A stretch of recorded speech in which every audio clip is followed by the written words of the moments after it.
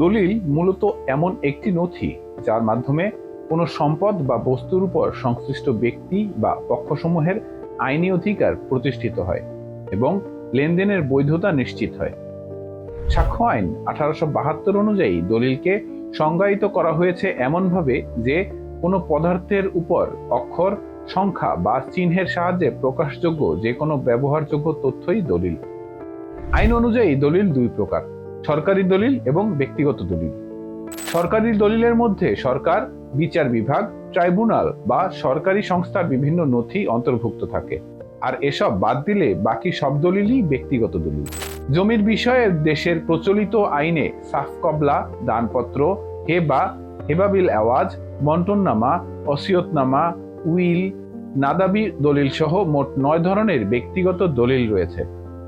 জমি কেনার ক্ষেত্রে দলিল অত্যন্ত গুরুত্বপূর্ণ, কারণ দলিল ছাড়া জমির মালিকানা, দখল, দাগ খতিয়ান, খাজনা, ওয়ারিশ, বর্গা বা বন্ধক, নকল বা জালিয়াতির ঝুঁকি নিরূপণ করা যায় না।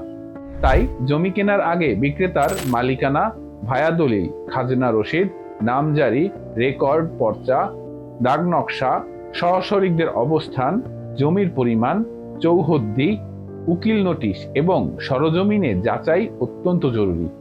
আর জমি কেনার সময় স্ট্যাম্প ক্রয়, বিক্রেতা ক্রেতার উপস্থিতিতে রেজিস্ট্রি, স্বাক্ষর টিপসই, ছবি জমা, রেজিস্ট্রির রসিদ গ্রহণ এবং সংরক্ষণ নিশ্চিত করতে হয়।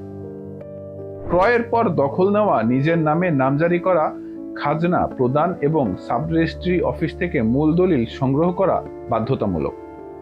অনেক সময় অসাধু ব্যক্তিরা ভুয়া সিল, সই, ওভাররাইটিং, সাজানো মালিক, ভুয়া বন্টননামা, বিদেশে থাকা মালিকের অজ্ঞতা, মূল দলিল ঘষামাজা, নকল সিলমোহর কিংবা জাল পাওয়ার অফ অ্যাটর্নি ব্যবহার করে দলিল জাল করে থাকে।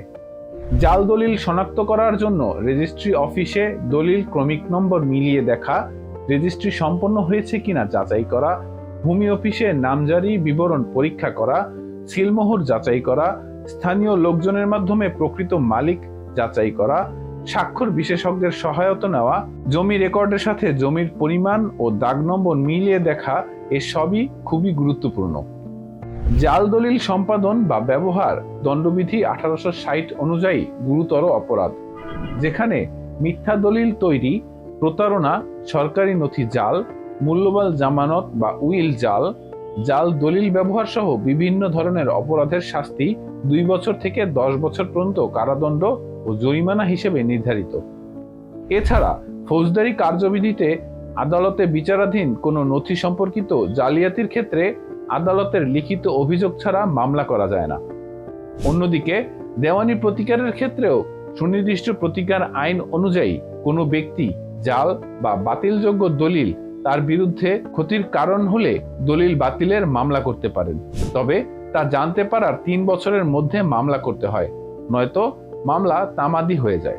আবার জাল দলিলের কারণে যদি দখলচ্যুত হন, তবে সুনির্দিষ্ট প্রতিকার আইন অনুযায়ী সত্ত্ব ও খাস দখলের মামলা করা যায় এবং দলিল বাতিলের ঘোষণাও চাওয়া যায়।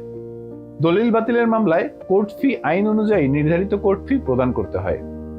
সুপ্রিয় দর্শক, সার কথা হলো, দলিল জমির মালিকানা ও লেনদেনের মূল ভিত্তি। তাই দলিল যাচাই, সংরক্ষণ ও আইনগত সতর্কতা অবলম্বন করা প্রতিটি নাগরিকের দায়িত্ব, নইলে সামান্য ভুলেই আজীবন ভোগান্তির মুখে পড়তে হতে পারে।